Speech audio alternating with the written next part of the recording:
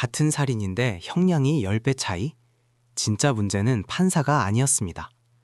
같은 조건의 살인사건을 판사 5명한테 보여줬더니 판결이 전부 달랐습니다. 형량 차이가 최대 10배였거든요. 이건 법 이야기가 아닙니다. 내가 피해자가 됐을 때 어떤 판사를 배정받느냐에 따라 정의가 달라진다는 이야기입니다. 그런데 더 이상한 게 있습니다. 이걸 막을 수 있는 기준이 이미 있었는데요. 근데 왜 아무도 그걸 쓰지 않는 걸까요? 오늘 이 이야기 끝까지 들으시면 그 이유가 보이실 겁니다. 2026년 4월 21세 청년이 저지른 살인사건의 1심 판결이 나왔습니다. 범행 수법이 상당히 충격적이었는데요. CCTV에 찍히지 않으려고 동선을 피했고 피해자가 쓰러진 뒤 119 신고를 거부했습니다. 계획적이었다는 정황이 곳곳에 남아있던 사건이었어요. 그런데 1심 결과가 나왔습니다. 징역형이 아니었습니다. 6개월 구금에 최대 25년의 보안 처분이라는 판결이 나왔거든요. 판사가 선고 이유로 내세운 말은 이거였습니다. 형벌로 응할 수 없다. 피의자의 정신질환 상태를 이유로 든 겁니다. 여론이 폭발했습니다. 판사들 제정신이냐는 말이 터져나왔고 급기야 국민청원까지 올라왔는데요. AI 판사를 도입하자는 요구까지 등장했을 정도입니다. 분노는 당연한 겁니다. 그런데 여기서 한 가지 말씀드려야 할 게 있어요. 이 판결, 법적으로는 틀리지 않았을 수도 있습니다. 그게 오히려 더 무서운 이유가 있는데요. 지금부터가 진짜 이야기입니다. 정신질환을 이유로 감형이나 무죄 판결이 나온 사례들을 비교해보니 굉장히 이상한 점이 보입니다. A 사건에서는 유사한 정신질환 판단이 내려졌는데 무기징역이 나왔습니다. B 사건에서는 같은 진단명인데 집행유예가 나왔어요. 이번 사건은 6개월 구금이었습니다. 같은 진단, 다른 판결. 이게 어떻게 가능한 걸까요? 혹시 판사가 나쁜 사람이라서일까요? 아닙니다. 진짜 문제는 시스템 안에 숨어 있었습니다. 한국의 판사는 OECD 국가 중에서도 재량권이 가장 큰 축에 속합니다. 미국은 연방 양형기준표가 있고 판사가 거기서 벗어나면 항소심사가 자동으로 시작됩니다.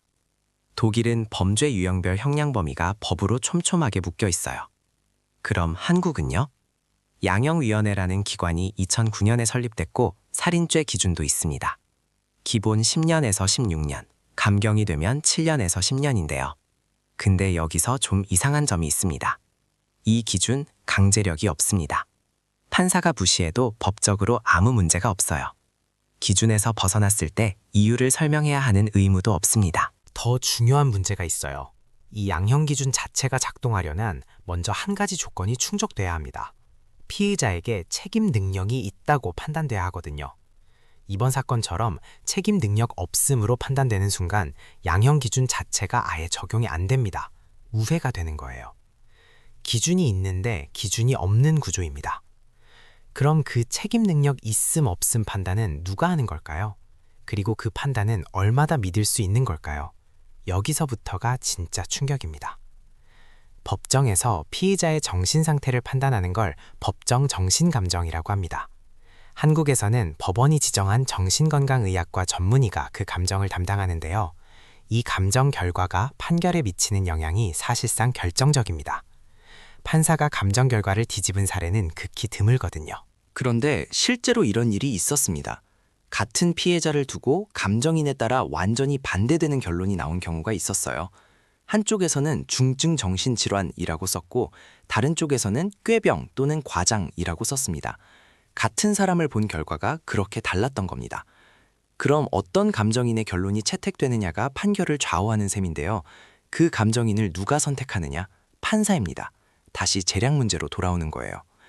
미국에는 법정 정신감정 전문 자격증이 별도로 있습니다.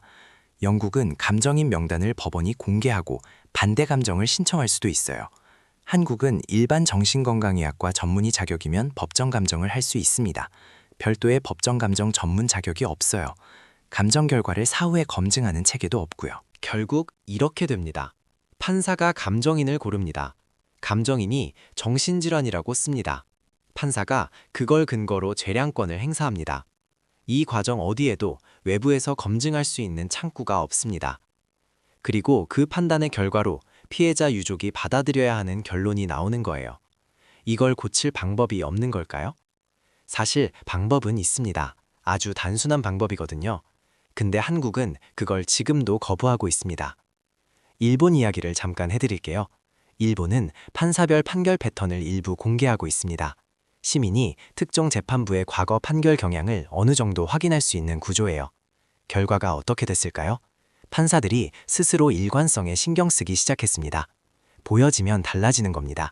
투명성이 재량권을 통제한 거예요. 한국은 어떤가요? 법원 행정처는 판사 개인별 판결 통계를 공개하지 않고 있습니다. 근거는 사법 독립성 침해 우려라고 합니다. 근데 여기서 좀 따져볼 게 있어요. 독립성과 투명성은 다른 개념입니다. 독립성이란 외부 권력이 판결에 개입하지 못하게 하는 겁니다. 투명성은 어떤 판단을 내렸는지 사후에 공개하는 거예요. 이 둘이 왜 충돌하는지 사실 잘 납득이 가지 않습니다. 보안처분 제도 자체도 문제입니다. 이번 판결에서 나온 최대 25년 보안처분이라는 게 실제로 집행이 얼마나 되는지 외부에서 알 방법이 없어요. 치료 효과 검증도 재범 위험 판단도 다시 내부 결정에 맡겨집니다. 같은 구조가 반복되는 거예요. 오늘 이야기를 다시 처음으로 되돌아가 보겠습니다. 왜 같은 조건의 사건인데 판결이 10배씩 차이가 날 수 있는지. 처음엔 판사가 문제라고 생각하기 쉽습니다. 그런데 오늘 살펴본 것처럼 판사가 틀린 게 아닐 수 있습니다. 시스템이 그렇게 만들어져 있는 거예요. 정신감정 기준도 없고 감정인 선정 과정도 불투명하고 양형 기준은 강제력이 없고 판사 판결 패턴은 공개되지 않습니다. 이 네 가지가 겹쳐 있는 구조에서는 어떤 판사가 와도 지금과 크게 달라지기 어렵습니다. AI 판사를 도입한다고 해도 그 AI에게 어떤 기준을 주느냐의 문제가 남는 거고요. 피해자 유족의 억울함은 정당합니다. 여론의 분노도 이해됩니다. 그런데 그 분노가 판사 개인을 향해서는 이 구조는 닦이지 않습니다.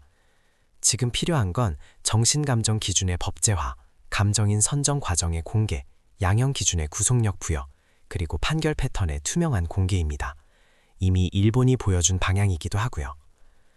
오늘 처음에 던진 질문, 기준이 있었는데 왜 아무도 그걸 쓰지 않는 걸까에 대한 답이 여기 있습니다. 기준이 있어도 쓰지 않아도 되는 구조였던 겁니다. 처음부터 그렇게 만들어진 시스템이었어요. 오늘 복실이가 물어온 이야기는 여기까지입니다.